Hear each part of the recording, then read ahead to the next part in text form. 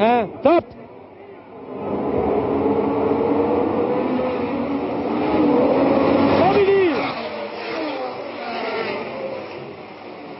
Bandini suivi des deux Brabham. Bandini à beau rivage.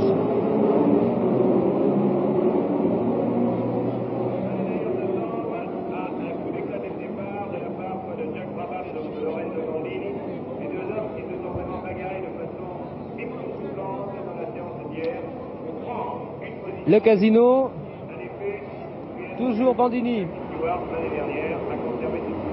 La Honda est en 5e position.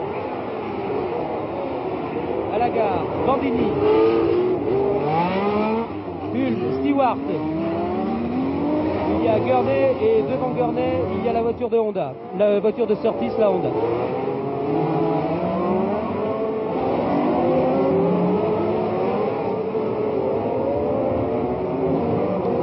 Paraît être en 10e position. Nous retrouvons à la sortie du tunnel avant la chicane Lorenzo Bandini.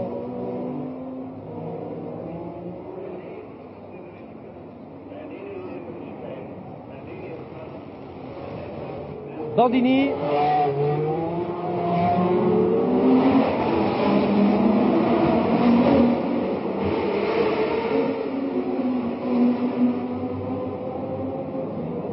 Au gazomètre. Bandini toujours. Puis Brabham, puis Stewart, puis Surtees, puis Gurney. Bandini, Brabham, Stewart, Surtees, Gurney, Clark.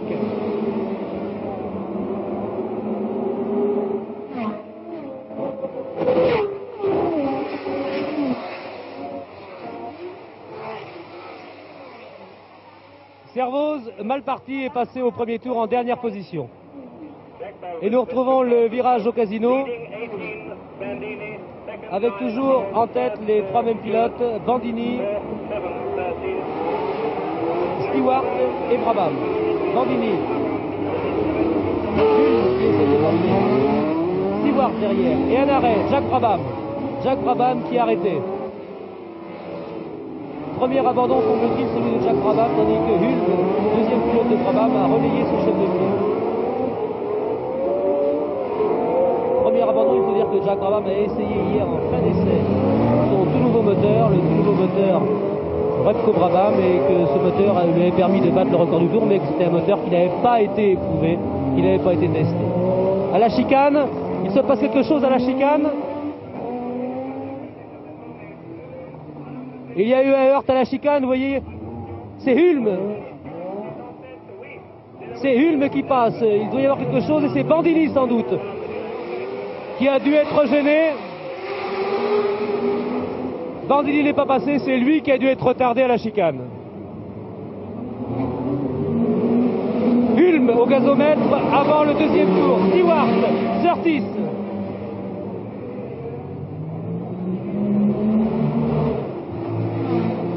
Denis Hulme, Jackie Stewart, Bandini qui est revenu, Bandini vient de passer. Bandini a été retardé, il est passé ici aux 3e position.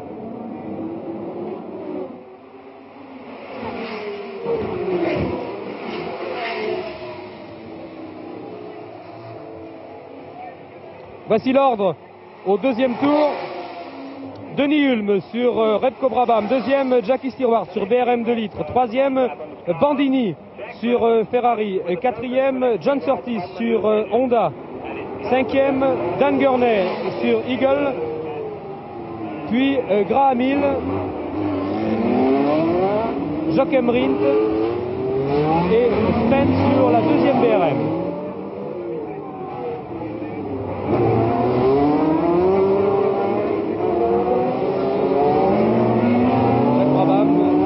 Éclaté, vient d'annoncer les micros, alors qu'en tête nous avons toujours la deuxième Brabham de Hulme.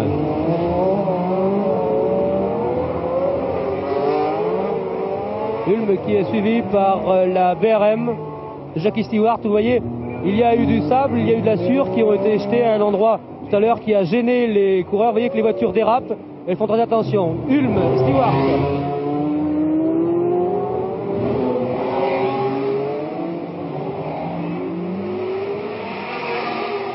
alors que les pilotes bouclent le troisième tour et qu'ils ne sont plus que 15 en course au gazomètre, Hulme et Stewart, puisque Jack Brabham a abandonné. Bandini. Hulme. Stewart. Bandini. Gurney. Surtees. McLaren. Rint. Graham Hill. Je n'ai pas vu passer Jim Clark. Mike Spence. Chris Amon. Je vous donne dans l'ordre les classements au troisième tour. Rodriguez.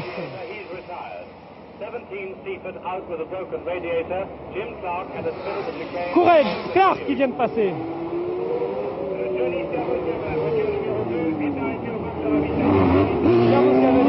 Non plus, il est arrêté. C'est peut-être le deuxième abandon après celui de Jack Brabham. Voici la voiture de Johnny Servoz-Gavin arrêtée. Stewart est devant lui Hulme qui est toujours en tête, alors que les pilotes maintenant vont boucler le quatrième tour.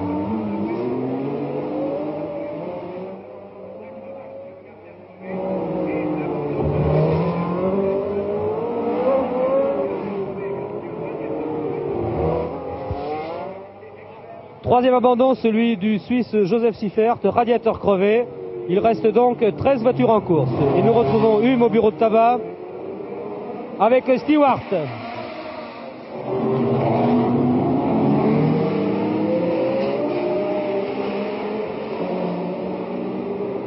Le gazomètre, un virage à 180 degrés.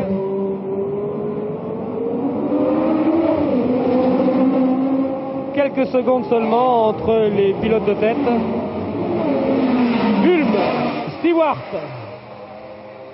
Gurney, Bandini, Surtees, Rint, McLaren.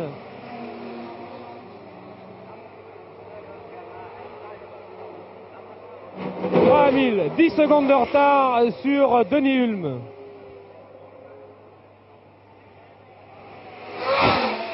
Amon, Spence, Rodriguez et Clark.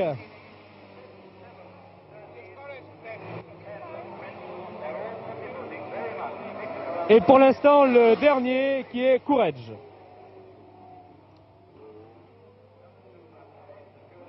Dan Gurney sur l'Eagle Westlake est repassé passé en troisième position. Il a gagné régulièrement une place puisqu'il était cinquième au deuxième tour, quatrième au troisième tour et qu'il est maintenant en troisième position au cinquième. Et nous retrouvons Hulme. Hulme qui est un pilote complet. Il n'a peut-être pas le brio et la grande classe d'un Clark ou d'un Surtees, mais qui est un pilote extrêmement complet et qui va aussi vite en monoplace qu'il va vite en prototype.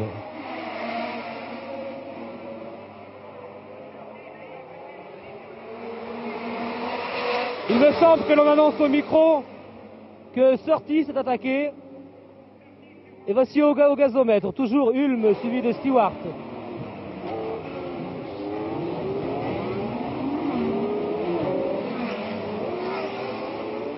Au cinquième tour, Hulme, Stewart, Bandini, Surtees,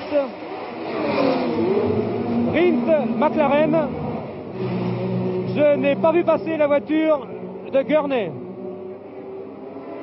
Graham Hill qui passe maintenant au cinquième tour, alors que la voiture de Dan Gurney n'est pas passée. Chris Amon, Spence, Jim Clark, Rodriguez, Gurney n'est pas passé. Hulme, Stewart pour le sixième tour.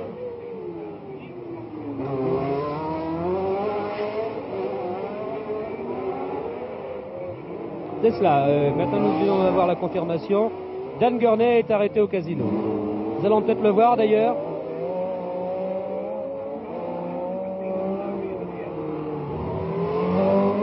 Alors que nous rejoignons maintenant les deux pilotes de tête qui sont Denis Hulme et Jackie Stewart à la chicane. Il me semble que Stewart attaque Hulme, non? Les deux pilotes sont roue dans roue.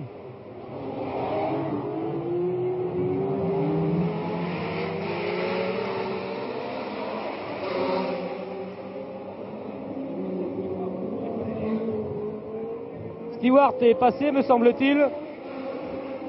Et au 6e tour, les deux monoplaces ensemble. Et à la montée de beau rivage, c'est Hulme qui a dû laisser passer Stewart, qui est donc maintenant en tête. 6e tour, donc premier Jackie Stewart, Denny Hulme.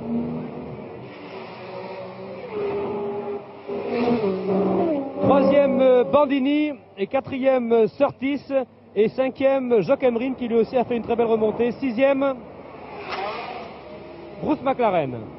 Et nous entamons le 7e tour.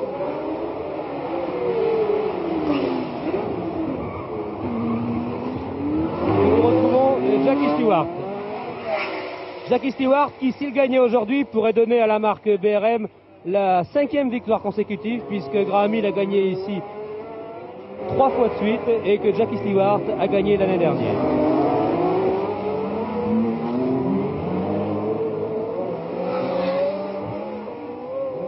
Stewart, Hulme,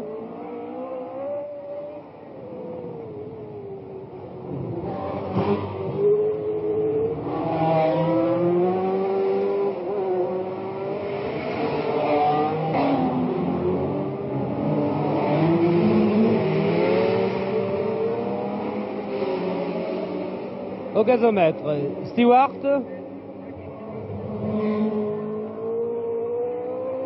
Hulme, et nous allons faire le pointage des passages. Bandini en 3e position, Surtees en 4e position, McLaren en 5e position, Rindt en 6e position, Graham Hill en 7e position. Voici la montée de beau rivage, vous pouvez vous aussi effectuer ce pointage.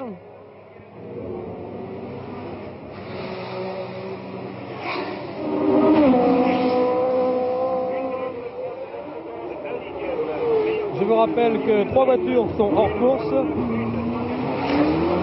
Abandon de Jack Brabham, de Seibert et de Johnny Servoz-Gavin. Et nous retrouvons Stewart, qui entame le 8e tour. Je vous rappelle que le Grand Prix de Monaco compte 100 tours, soit plus de 330 km.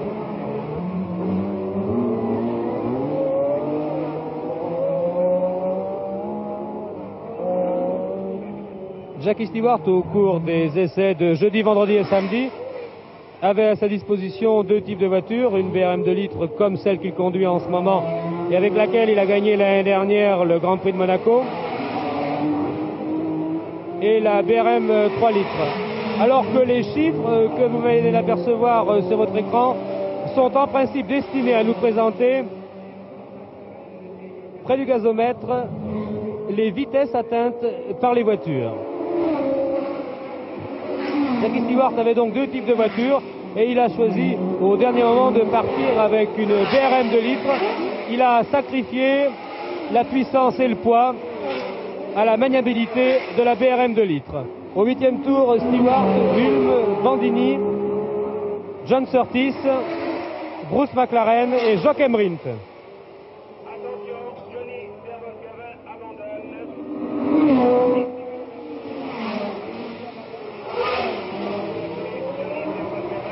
Alors que la voiture de Johnny Servoz-Gavin, la Matra de Formule 2, est revenue maintenant à son stand. La voici, cette voiture, Servoz-Gavin à droite. La belle aventure est terminée, mais c'est déjà un remarquable exploit que de parvenir à se qualifier avec l'élite des pilotes de Formule 1 et surtout de réaliser avec une voiture de cylindrée inférieure et de petite puissance, qui est relatif naturellement, le 11e temps des qualifications. Et nous retrouvons dans le 9e tour Jackie Stewart au bureau de tabac.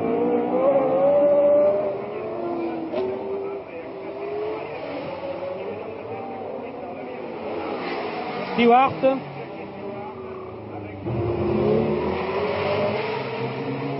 si j'en crois l'appareil de mesure qui nous a présenté, 189 km.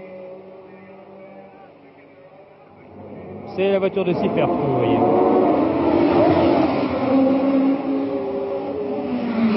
Toujours le pointage Stewart, Hulme, Bandini, Surtees, McLaren, Rindt,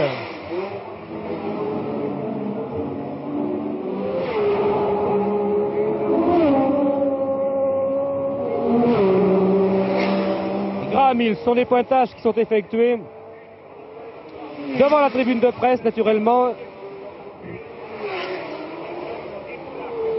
et qui sont donc pratiquement officiels. Stewart à la gare. Hulme. Stewart que nous retrouvons avant l'entrée du tunnel. Hulme.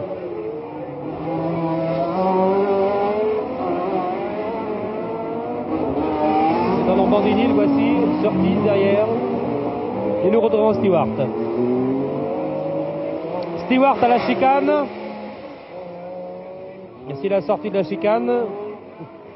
2 secondes d'écart entre Jackie Stewart et Denis Hulme. Le voici au bureau de tabac.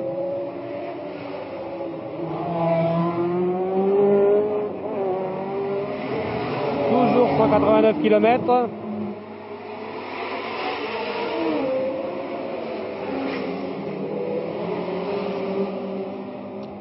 Au 10e tour, au 10e donc de la course, en tête Jackie Stewart sur BRM 2 litres. Deuxième, Denis Hulme sur Repco Brabham 3 litres. Troisième, Lorenzo Bandini sur Ferrari 3 litres. Quatrième, John Surtees sur Honda 3 litres.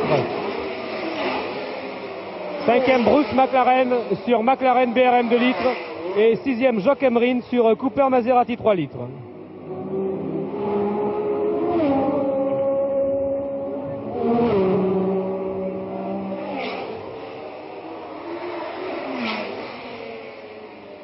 Voici donc l'ordre établi au 10e de la course et il y a Jean-Pierre Beltoise qui vient de nous rendre visite.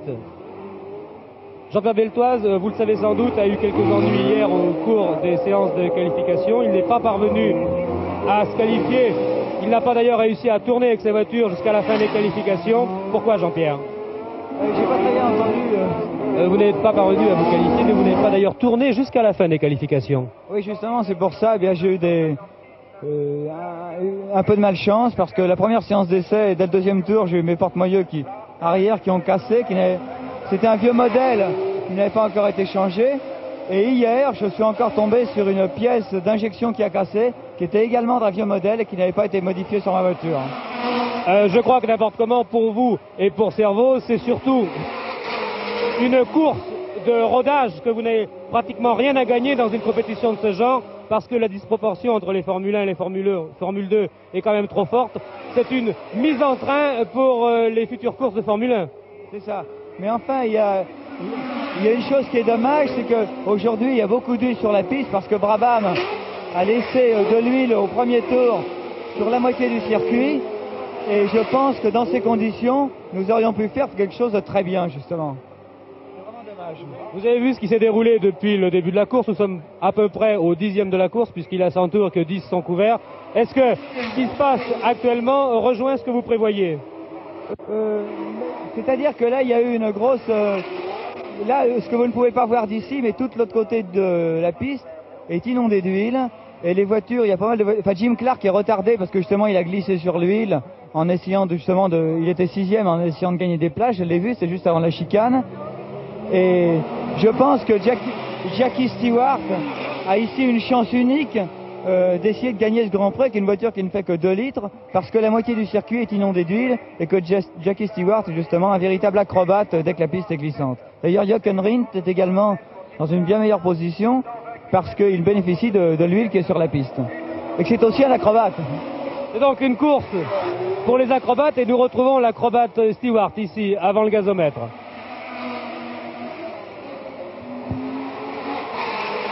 Les positions n'ont pas changé, toujours en tête Jackie Stewart devant Denis Hulme, 3e Lorenzo Bandini, 4e John Surtees, 5e Bruce McLaren et 6e Joachim Rindt. Et nous abordons maintenant le 12e tour.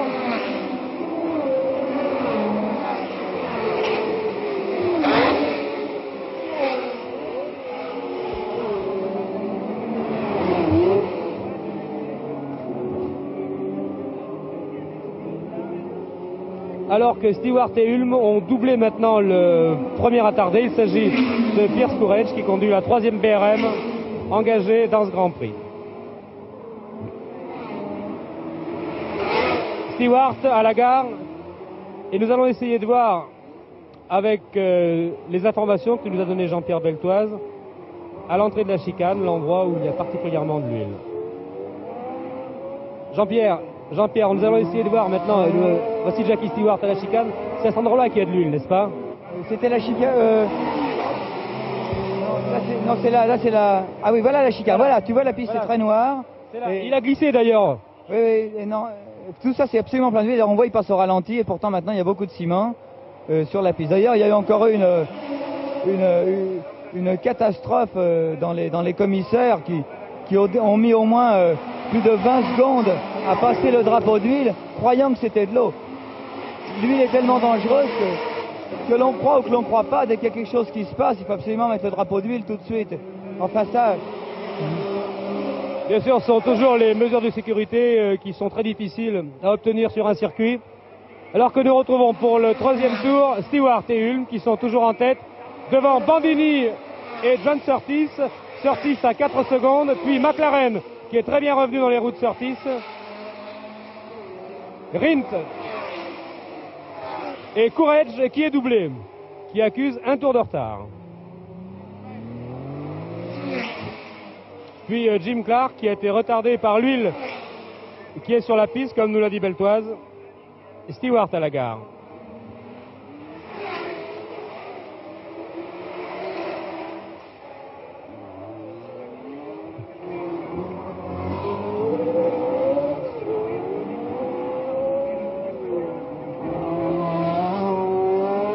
À l'instant, Jean-Pierre Beltoise m'a dit, passez-moi l'expression, et entre guillemets à la vache en voyant tourner Jackie Stewart. Pourquoi? Parce que vraiment là il essaye de s'échapper, il sait que sa chance n'est que le fait qu'il y ait de l'huile sur le circuit et que l'huile va progressivement disparaître, donc il faut qu'il prenne la plus grande avance possible pendant qu'il y a encore de l'huile et il attaque très très fort, comme ça se voit.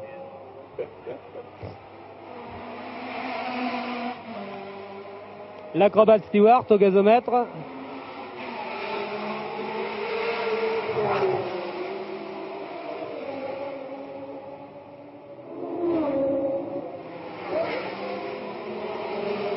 Cinq secondes maintenant entre Stewart et Hulme. Bandini, Surtees, McLaren, Rint et Stewart que nous rejoignons au casino.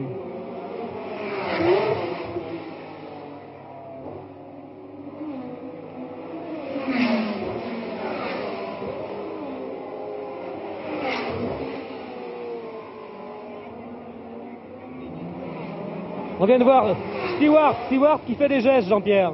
C'est certainement parce qu'il a été gêné par un concurrent interne. Ah non. Ah là, il a des ennuis. Ah, quelle tristesse, il a des ennuis. Il s'arrête, Stewart s'arrête et Hulme va passer. C'était pour signaler que Hulme le dépasse. Stewart a des arrêts, eh bien je crois que c'est la fin d'un beau rêve pour les BRM de gagner pour la 5e fois ce Grand Prix de Monaco. Hulme en tête donc. Stewart, nous l'avions vu faire un signe dans la descente du casino, il s'est arrêté sous le tunnel, je crois. Et au 15e tour, c'est Hulme qui va passer en tête devant Bandini que voici. 4e abandon donc après Brabham, Seifert et Servoz-Gavin. Celui de Jackie Stewart.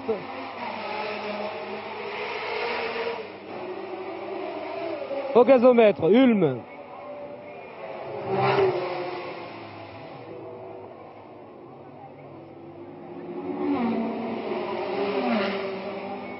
Hulme, Bandini, Surtees, McLaren et Rint qui va arriver sans doute. Rint qui a perdu plus de 3 secondes d'après mon chronomètre sur ce tour.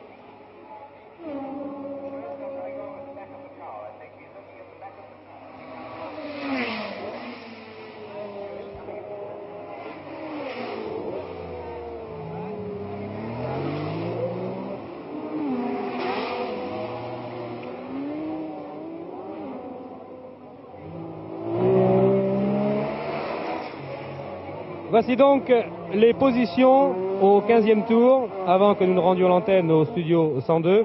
En tête donc, au 6e de la course uniquement, Denis Hulme sur Repco Brabham. Deuxième, Lorenzo Bandini sur Ferrari. Troisième, John Surtees sur Honda. Et quatrième, Bruce McLaren sur BRM.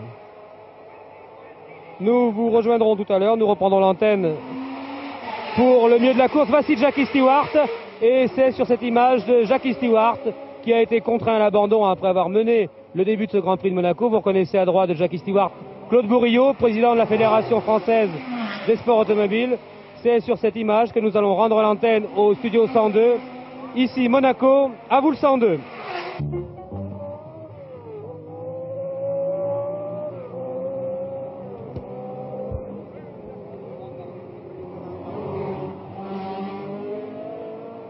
Bonjour mesdames, bonjour mesdemoiselles, bonjour messieurs. Et bien nous revoici à Monaco, alors que Denis Hulme, que nous voyons maintenant doubler sur la gauche, est toujours en tête de ce Grand Prix de Monaco, 25e édition. Le classement est le suivant. Premier, Denis Hulme sur la Brabham numéro 9. Deuxième, Bandini à moins de 10 secondes. Le voici Bandini, vous voyez, qui passe au gazomètre à moins de 10 secondes de l'homme de tête, Hulme. En troisième position, une surprise, Bruce McLaren, qui a grignoté toutes les places. McLaren sur la McLaren numéro 16. Puis, en quatrième position, nous avons la deuxième Ferrari, pilotée par Chris Hammond numéro 20. Puis Graham Hill numéro 14. Ensuite, Spence, Rodriguez et Courage. Voici donc pour les positions dans la course, alors que nous arrivons maintenant presque à la mi-course, puisque nous sommes au 49e tour et que le Grand Prix de Monaco en comporte 100. Pour les abandons, Brabham, vous l'avez su sans doute, carter d'huile.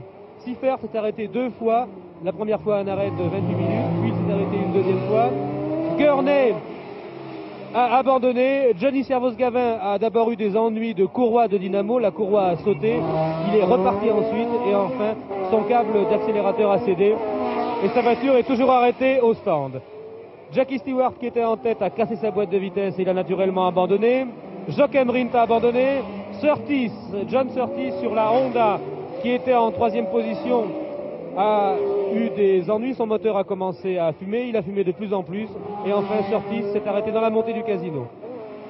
Et puis, alors que Jim Clark avait entamé une fantastique course-poursuite, qu'il avait ramené jusque dans les roues de Bruce McLaren, qui était alors en quatrième position, Jim Clark a commis peut-être une erreur de conduite, je ne sais pas, en tout cas toujours est-il que la Lotus de Jim Clark a touché au bureau de tabac et Jim Clark a abandonné. Voici donc les positions. Je vous rappelle que Hulme est en tête devant Bandini, McLaren, Hammond et Hill. Jusqu'au 30e tour, l'écart entre Denis Hulme et Lorenzo Bandini a été de 20 secondes. Il a même été porté, je crois, au 26e tour à 24 secondes. Puis petit à petit, Bandini est revenu sur Hulme et en ce moment, il y a moins de 10 secondes entre les deux pilotes de tête.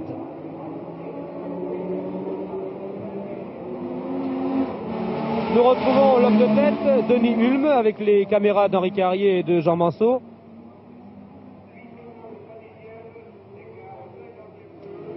À la gare. Voici Bandini derrière, vous voyez, moins de 10 secondes. Bandini maintenant. Et nous nous retrouvons grâce à ces splendides vues d'hélicoptère. Hulme sous le tunnel. Que nous allons retrouver à la sortie du tunnel avant la chicane. Précisons que c'est Jim Clark qui a eu le record du tour au 28e tour, 1 minute 30 secondes, 6 dixièmes. Hulme au bureau de tabac.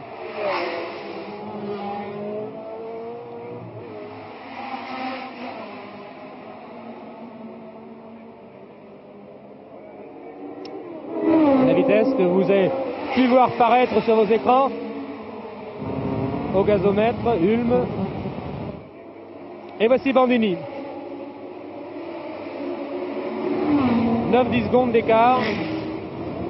Nous allons peut-être attendre McLaren. Non. Nous retrouvons Bandini avant beau rivage.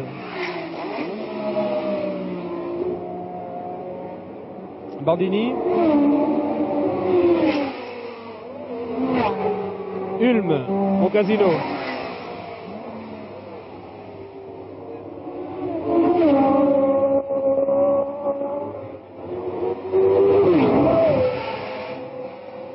la gare.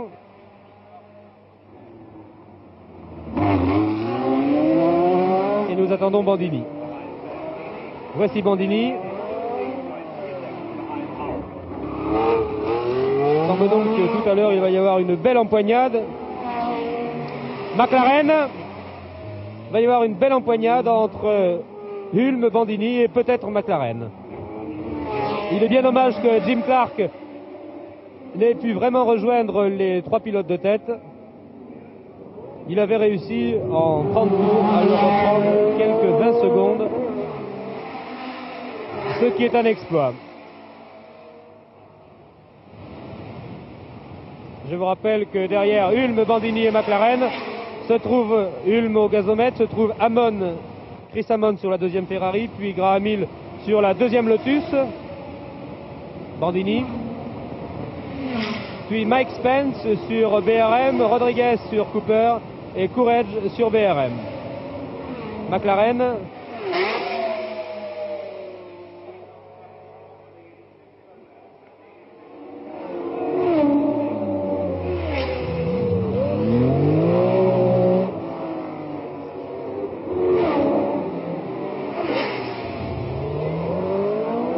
Tout à l'heure, nous avons pu voir devant son stand Jack Brabham, le patron, le boss, faire des signes d'encouragement à Hulme. Il avait l'air très content malgré son abandon, en tout cas au cours de plusieurs passages. Brabham montrait le doigt vers le ciel, le pouce dressé vers le ciel. C'est un signe que tout le monde connaît, cela veut dire que tout va bien. C'est un peu une surprise d'ailleurs de revoir Denny Hulme en tête de ce Grand Prix, mais nous l'avions dit, il s'annonçait très ouvert et bien malin, qui aurait pu dire faire un tiercé, établir un tiercé qui puisse se vérifier par la suite. Bureau de tabac, Hulme.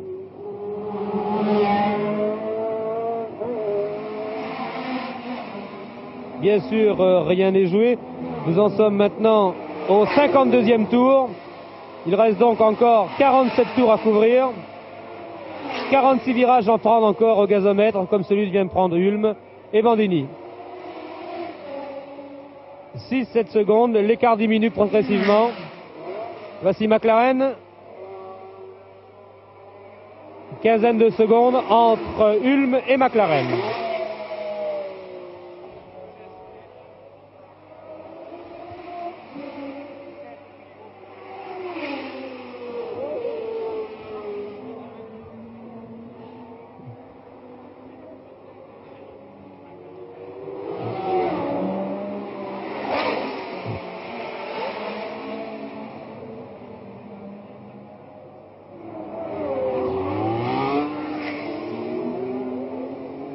Au cours des essais, Hulme, que voici, avait eu beaucoup d'ennuis de tenue de route. Il s'était mis notamment au cours des entraînements 2 ou 3 fois en travers, surtout au bureau de tabac et une fois à la gare. Et en revenant à son stand, j'avais pu assister au spectacle d'un Denny Hulme très mécontent, qui râlait, peut-on dire, contre la tenue de route de sa voiture. Eh bien, il semble que chez Brabham, on a bien travaillé,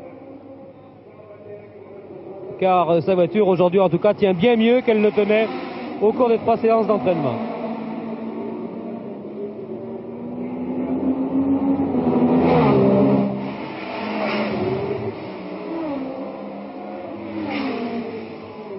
Bandini que nous allons voir arriver. Il y a 5 secondes d'écart maintenant entre les deux pilotes de tête.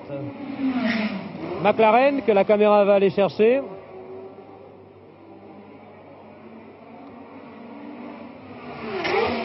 McLaren qui en définitive est le seul pilote au volant d'une voiture équipée d'un moteur de litre à rester dans les roues des 2-3 litres qui le précèdent, la Repco Brabham de Denny Hulme et la Ferrari 3 litres de Lorenzo Bandini. Je vous rappelle également que 5 voitures seulement sont dans le même tour que Hulme. Il s'agit de Bandini, McLaren, Hammond et Hill, et Hulme naturellement. À la gare, nous attendons Bandini. Bandini qui a manqué gagner plusieurs fois ce Grand Prix de Monaco. McLaren, Bandini et Hulme. Ulm à la chicane.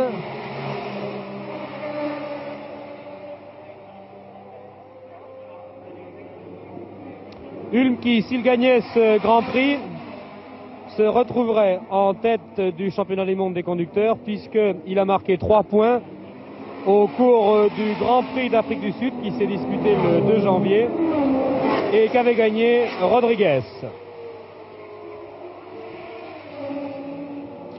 Bandini et McLaren.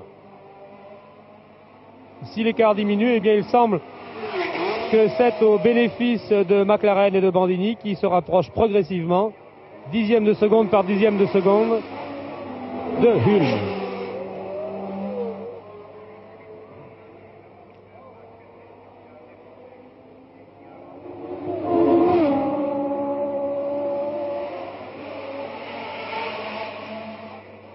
Le micro du circuit annonce que Seifert a effectué un tête-à-queue.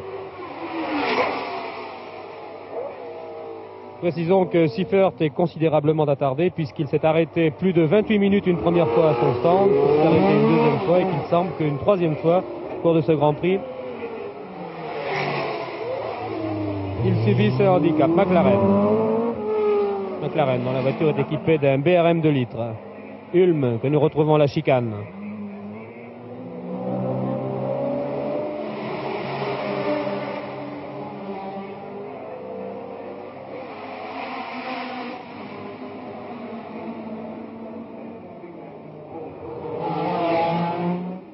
Nous allons déclencher nos chronomètres. Ulm et Bandini. Il y a 7 secondes entre les deux pilotes.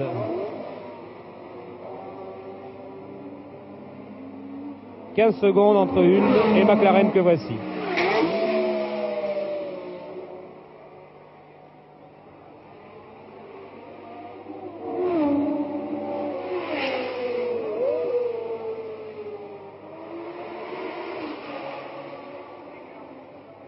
C'est un Grand Prix qui tient ses promesses. Et une voiture qui est arrêtée, presque arrêtée. En tout cas, qui s'est très bien écartée, en tout cas, pour laisser passer la voiture qui la suivait. C'est un Grand Prix qui se précise, donc, comme très difficile. C'est ce que nous savions. Il y a autant de casques que les années précédentes, ce qui confirme que le circuit de Monaco est particulièrement difficile et sélectif. Davantage peut-être d'ailleurs pour les mécaniques. Et il est bien dommage en tout cas que deux pilotes comme Stewart et Clark aient dû abandonner successivement, ce qui enlève un peu d'ailleurs l'attrait de ce Grand Prix, qui pourtant est passionnant avec la lutte que se livre en tête Ulm. Voici Rodriguez qui passe sur une Cooper Maserati, Rodriguez qui est très attardé. Ulm, Rodriguez.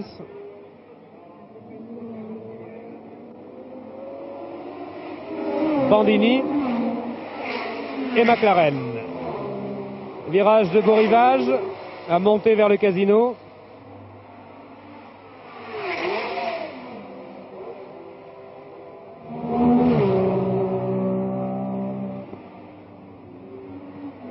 Ulm en deuxième position, c'est la voiture qui porte sur l'avant de son capot un gros cercle blanc avec le numéro 9 inscrit à l'intérieur.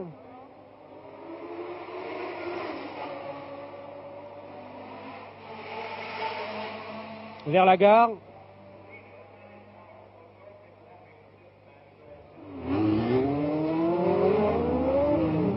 Il me semble que c'est Graham Hill qu'il vient de passer. C'est cela, c'est Graham Hill. Graham Hill qui vient donc de prendre un tour de retard. Il n'y a donc plus en ce moment que 4 voitures dans le même tour. Ulm, Bandini, McLaren et Chris Amon. Une Repco Brabham, 2 Ferrari et la petite voiture, la petite monoplace, tout est relatif bien sûr, de Bruce McLaren. Nous en sommes au 57e tour et les positions sont inchangées depuis que nous avons repris l'antenne. Ulm, c'est Ulm au gazomètre devant Graham Hill, Bandini Bandini, la voiture intercalée que vous avez pu voir, et la Cooper Maserati de Rodriguez.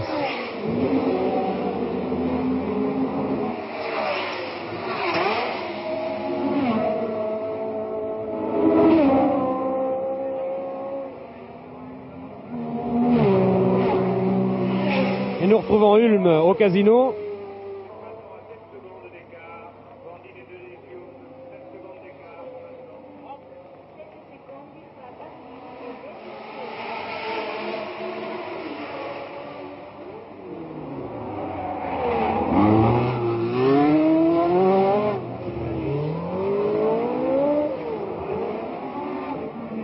Et les dérapages de Ulm.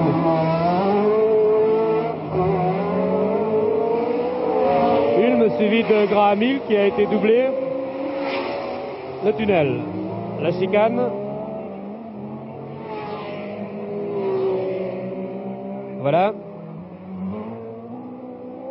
Et le bureau de tabac. Nous pensons à l'endroit où Jim Clark a dû abandonner tout à l'heure. Et la ligne droite. Courbe plutôt avant le gazomètre. Nous allons pointer les différences entre Ulm et Bandini. Les difficultés pour tourner. Graham Hill. Et voici Bandini. Il y a toujours 6-7 secondes entre Ulm et Bandini. Rodriguez et McLaren. McLaren, il y a maintenant 17 secondes d'écart entre Ulm et McLaren.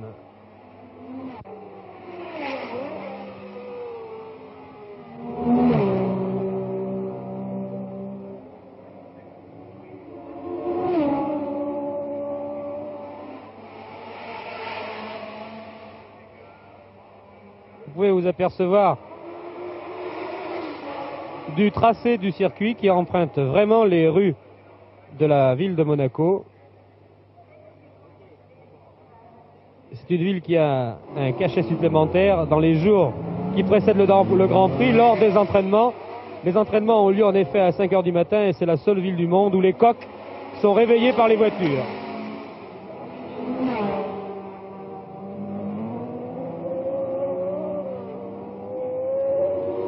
Qui va boucler maintenant son 60e tour.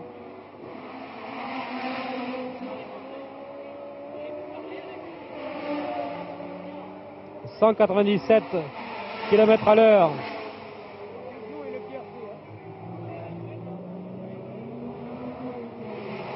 Donc au 60e tour, avant que nous donnions l'antenne au tiercé qui va être réalisé par Solange Peter, voici le classement des trois premiers. Ulm sur la Repco Brabham numéro 9, devant Bandini sur la Ferrari numéro 18 à 7 secondes, troisième Bruce McLaren sur McLaren BRM numéro 16 à une quinzaine de secondes environ. Nous reprendrons l'antenne pour l'arrivée.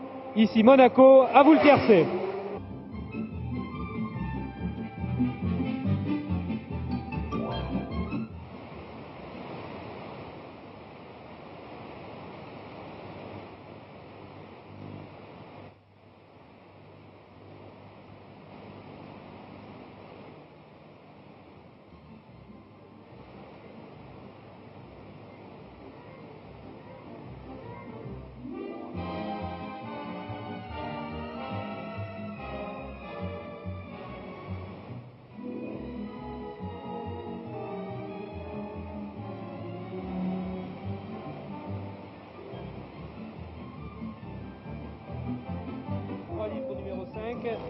Rodriguez sur la Cooper Maserati numéro 11 et Pierre Courage sur la BRM 2 litres numéro 6. Il reste donc au 62e tour 8 voitures en course, c'est-à-dire 50% d'abandon.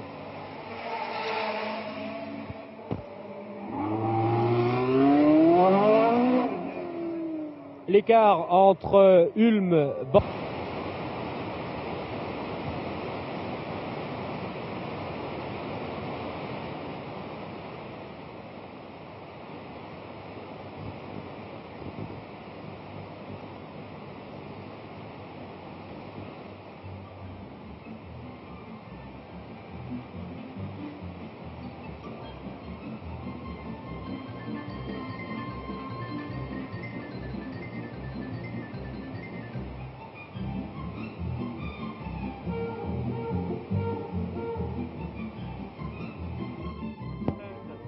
ligne droite avant le gazomètre. Nous attendons Bandini. Le voici. Graham Hill dans sa roue. Et McLaren.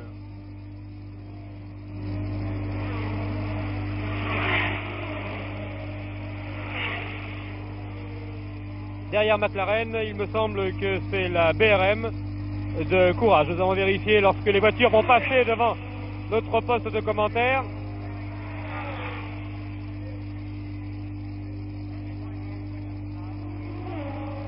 Oui, il s'agit bien de Pierce Courage sur la BRM numéro 6, Ulm à la gare. Acrobatique.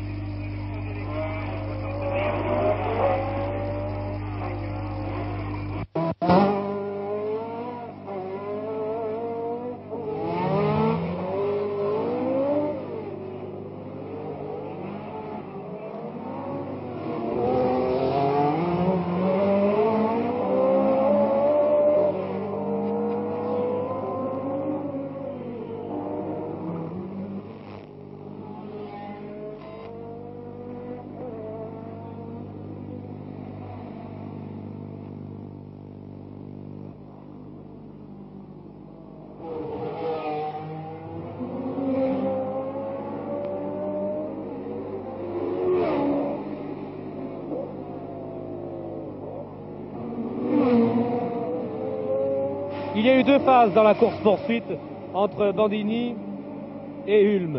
C'est Graham Hill qui est dans les roues de Bandini. Tout d'abord, il y a eu l'avance de Denis Ulm qui a été porté à plus de 20 secondes, 24 secondes je crois exactement. Puis Bandini est revenu à moins de 5 secondes et maintenant l'écart s'est établi. Il reste en 5, 6, 7 secondes selon les passages entre la Repco Brabham et la Ferrari. L'on pensait que ce Grand Prix de Monaco serait peut-être un Grand Prix pour les 2 litres. Eh bien, apparemment, il n'en est rien. Pour l'instant, en tout cas, puisque ce sont 2-3 litres. La Repco Brabham de Ulm et la Ferrari de Bandini qui sont en tête. McLaren a bien réussi à s'intercaler avec une voiture équipée d'un BRM 2 litres. Mais en tout cas, la 4e voiture est également une voiture, la 2e Ferrari pilotée par Chris Amon.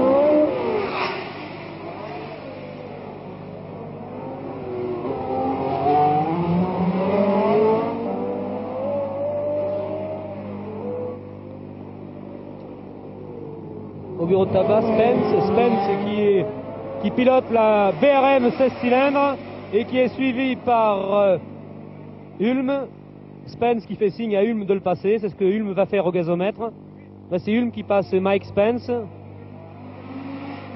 Mike Spence qui est le coéquipier de Jackie Stewart chez BRM et qui est parti, lui, qui a pris le départ avec la BRM équipée de 3 litres 16 cylindres et de cette voiture dont je vous disais qu'elle n'avait pas toujours donné satisfaction à BRM.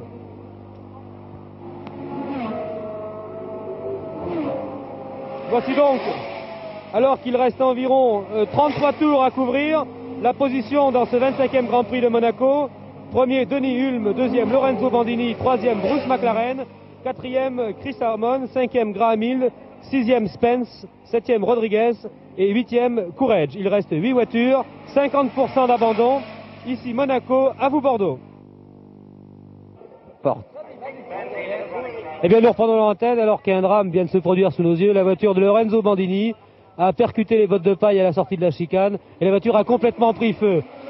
On nous a dit que Lorenzo Bandini avait réussi, vous voyez actuellement l'incendie qui s'étend, que Bandini qui était actuellement en 2e position derrière Ulm avait réussi à s'extraire de sa monoplace. Nous n'en sommes pas sûrs sur les indications que l'on vient de nous donner et on n'arrive même plus à éteindre maintenant l'incendie provoqué par l'accident de la Ferrari numéro 18 de Lorenzo Bandini.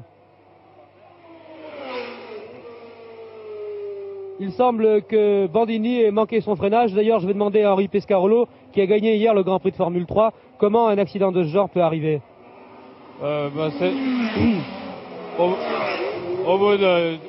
Dans une course aussi longue, il suffit d'un très petit moment d'inattention, et surtout à la chicane où il faut une grande précision dans la trajectoire. Il suffit de toucher un tout petit peu d'un côté et c'est le drame, la voiture touche et comme ça va très vite, ça risque d'être très dangereux. Parce que nous avons vu la voiture arriver, freiner, se mettre presque en travers et taper. Il y avait peut-être un petit peu d'huile sur la piste, je ne sais pas ce qui s'est passé, mais enfin c'est un des endroits les plus délicats à négocier sur le circuit de Monte-Carlo. Merci Henri Pescarolo. C'est dans cet endroit exactement que plusieurs voitures, je ne sais pas si vous vous en souvenez, ont fait le grand saut, sont tombées dans le port, et comme nous l'a dit Henri Pescarolo, c'est les endroits les plus difficiles. Il nous faut revenir à la course. Je vous précise que selon les indications que nous avons eues, Bandini a réussi à sortir de la voiture avant qu'elle ne devienne un brasier. Hulme sur la Brabham numéro 9 est toujours en tête. Et quelques minutes avant que nous ne prenions l'antenne, McLaren avait dû s'arrêter alors qu'il était en 3e position. McLaren avait des ennuis d'allumage. Il y a toujours quand même une Ferrari en course et qui est dans le même tour que Hulme. C'est la Ferrari de Chris Amon. Donc le classement provisoire de ce Grand Prix de Monaco, alors que nous venons de boucler le 83e tour et qu'il en reste donc 17 à couvrir, s'établit comme suit. Premier, Denis Hulme sur Repco Brabham. Deuxième, Chris Amon sur Ferrari. Troisième, Graham Hill à 2 tours sur Lotus BRM. Et quatrième, McLaren à 3 tours. McLaren s'est arrêté en effet plus de 4 minutes à son stand pour que l'on puisse réparer ce qui n'allait pas. Je vous l'ai dit, c'est l'allumage. Puis Rodriguez sur la Cooper Maserati numéro 11 et enfin Mike Spence sur la BRM 3 litres. Il me semble que l'incendie est presque éteint. Il me semble aussi que c'est Bandini qui gravit, qui monte sur les bols de paille en ce moment. C'est peut-être lui, je ne sais pas. En tout cas, je ne sais pas. Nous allons rendre l'antenne à Bordeaux, ici Monaco. À vous Bordeaux. D'après ce que nous avons pu voir sur notre antenne de télévision, Bandini a essayé de s'extraire.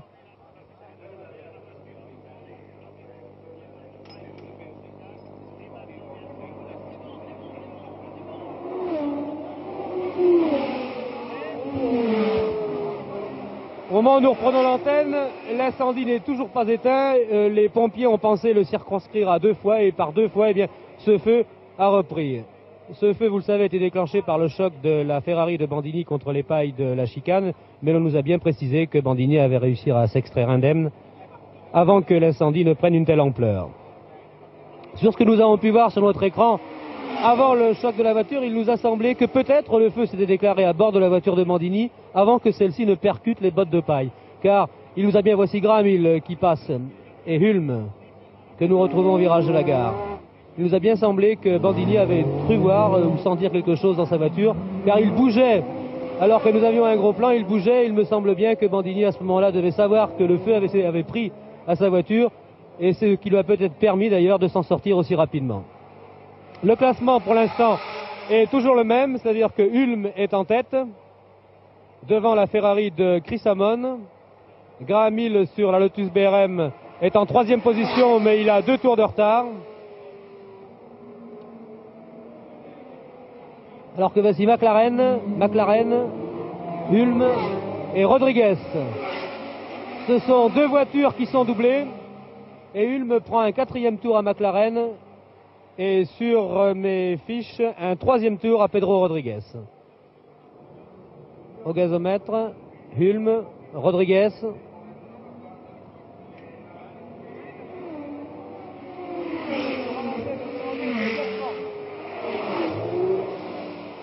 Alors que le 87e tour vient d'être bouclé, il en reste donc 12 à couvrir pour Hulme et pour son suivant Chris Amon, et il en reste environ 85 à couvrir pour Graham Hill, 84 pour...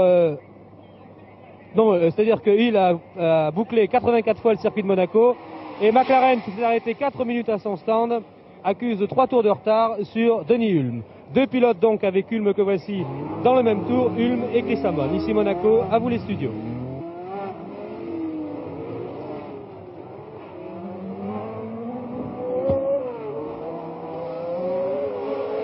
Eh bien, il ne reste plus que 6 tours à couvrir ici à Monaco avant que le vainqueur ne franchisse la ligne d'arrivée. Le vainqueur, ce sera probablement Denis Hulme que nous allons rejoindre ici. Nous avons eu, en ce qui concerne Lorenzo Bandini, depuis que nous vous avons quitté, des renseignements contradictoires. On nous a dit d'abord que Lorenzo Bandini avait quitté indemne la voiture avant que celle-ci ne prenne feu. Puis nous avons su ce que le feu et la fumée nous avaient masqué, que la voiture de Bandini avait fait un tonneau et qu'elle était retombée sur le pilote. Et enfin, un communiqué de la direction de la course, transmis par haut-parleur, nous a appris que Lorenzo Bandini avait été transporté à l'hôpital de Monaco et qu'il était encore vivant. Dans ce laconisme, je crois, l'on peut presque envisager le pire. Et nous savons que la tradition sur les circuits est de ne jamais dire lorsqu'un accident très grave survient à un pilote. En tout cas, ce qui est sûr, c'est que les témoins qui ont été près du sinistre, près du feu, sont revenus. Nous avons des amis qui sont passés en face de nous et qui nous ont dit, qui nous ont fait des gestes assez significatifs. Et à leur mine, je crois que l'accident de Lorenzo Bandini, en définitive, est très grave. Denis Hulme vient de boucler le 95e tour. Alors que le seul pilote qui avait réussi à rester dans le même tour que lui, Chris Amon, s'est arrêté. La deuxième Ferrari est arrêtée à son stand. Les haut-parleurs du circuit nous ont annoncé que la Chris Amon avait crevé à l'arrière droite et que l'on procédait au changement de pneus. Chris Amon est arrêté maintenant depuis bientôt 5 minutes. Il est donc en 3e position. Graham Hill, qui avait 2 tours de retard, occupe maintenant la 2e position.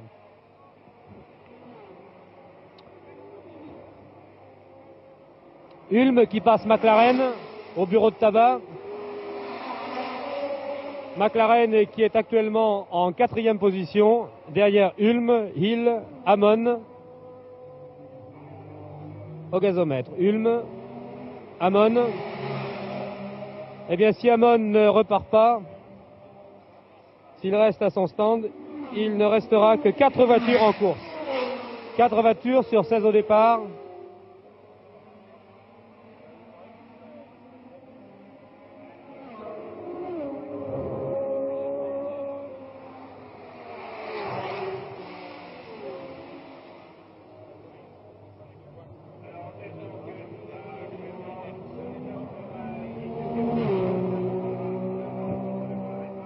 « 96e tour bouclé. Il en reste donc 4 encore pour Denis Hulme. L'arrivée aura donc lieu dans 6 minutes environ, alors que Hulme et McLaren tournent maintenant roue dans roue. Hulme a sa victoire assurée. En principe, il ne devrait prendre aucun risque. D'ailleurs, il tourne maintenant en 1 minute 37 secondes, alors qu'il tournait lorsqu'il y avait la bagarre en 1 minute 30 secondes. C'est donc qu'il a ralenti. Chris Amon est reparti.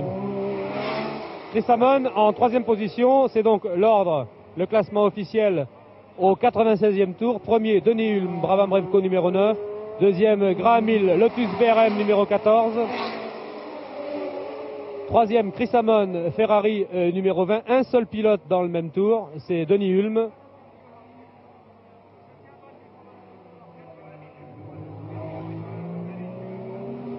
Quatrième, Bruce McLaren sur McLaren BRM. Puis Mike Spence sur la BRM numéro 5. Et enfin, Rodriguez sur la Cooper Maserati numéro 11. Il reste donc quand même, depuis que Chris Amon est reparti, 6 voitures en course.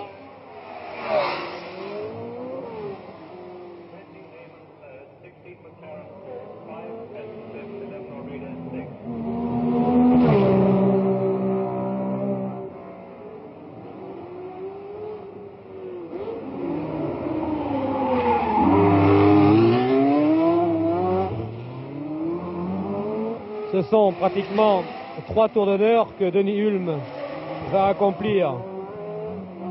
Avant l'arrivée, il possède en effet 2 tours et demi d'avance sur son suivant immédiat Graham Hill. Il en possède près de 3 sur Chris Amon, autant sur McLaren. Et enfin Spence a, selon le tableau d'affichage, près de 4 tours de retard sur Hulme. C'est dire que le Grand Prix de Monaco, le 25e Grand Prix automobile de Monaco, a été aussi dur que les précédents. En général, en effet, très peu de voitures terminent ce Grand Prix. C'est un Grand Prix qui a été très disputé, très intéressant, qui a hélas été terni par l'accident survenu à la Ferrari et à Lorenzo Bandini. Nous vous avons dit que nous ne savons pas encore exactement ce qu'il est advenu du pilote italien qui avait réalisé une très belle course et qui avait toujours constitué un danger pour Denis Hulme, qui va sans doute ici gagner d'une façon remarquable ce deuxième Grand Prix comptant en 1967 pour le championnat du monde des conducteurs. Par la même occasion, Denis Hulme va prendre la tête du championnat du monde. Il s'était en effet classé 4e en Afrique du Sud, où il avait marqué 3 points. Ici, il va sans doute marquer 9 points.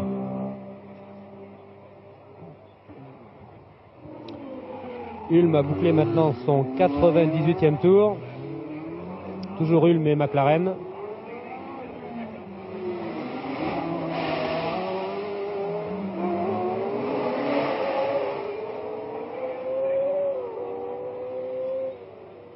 Ce Grand Prix de Monaco a apporté des indications nouvelles sur la valeur des Formule 1. Vous savez que l'année dernière était une année de transition après la nouvelle réglementation de la Formule 1 qui avait porté la cylindrée à 3 litres. Et cette année, les constructeurs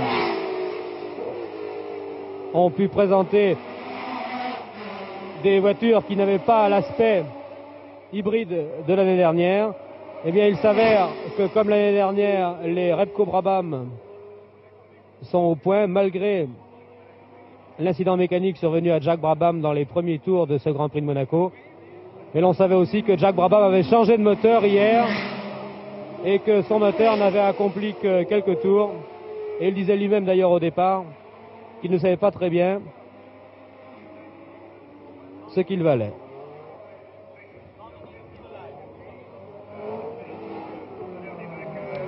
Chris Amon, qui est actuellement en 3e position après son arrêt, le 2e, Graham Hill, un habitué de la victoire ici à Monaco. Il l'a remporté 3 fois sur BRM.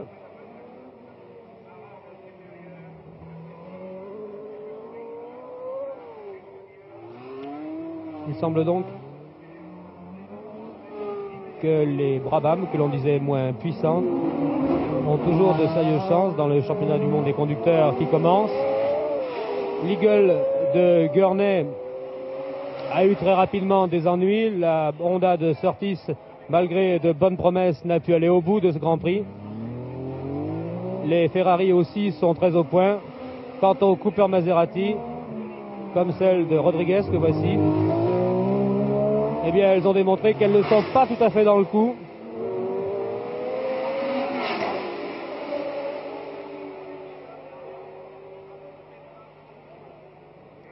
Et qu'elles auront beaucoup de mal pour lutter à armes égales avec les Brabham, Ferrari, Eagle, Honda, BRM et avec les Lotus qui seront très compétitives au Grand Prix des Pays-Bas lorsqu'elles auront reçu leur nouveau moteur 3 litres. Et voici l'arrivée de Denis Hulme qui gagne donc le 25e Grand Prix de Monaco et qui entame maintenant son tour d'honneur. C'est un galop d'honneur qu'il avait commencé d'ailleurs bien avant l'arrivée, ce que je vous avais dit, en raison de l'avance importante qu'il comptait sur ses suivants. Toujours dans ses roues McLaren. Nous attendons maintenant l'arrivée du 2e, Graham Hill.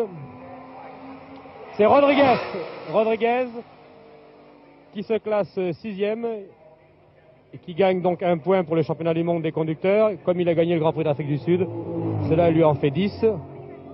Et il sera certainement en 2e position dans ce classement provisoire derrière Hulme après le Grand Prix de Monaco. Denis Hulme,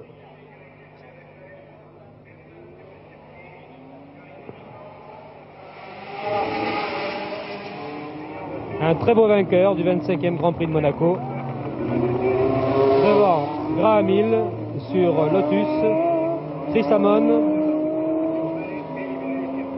sur Ferrari,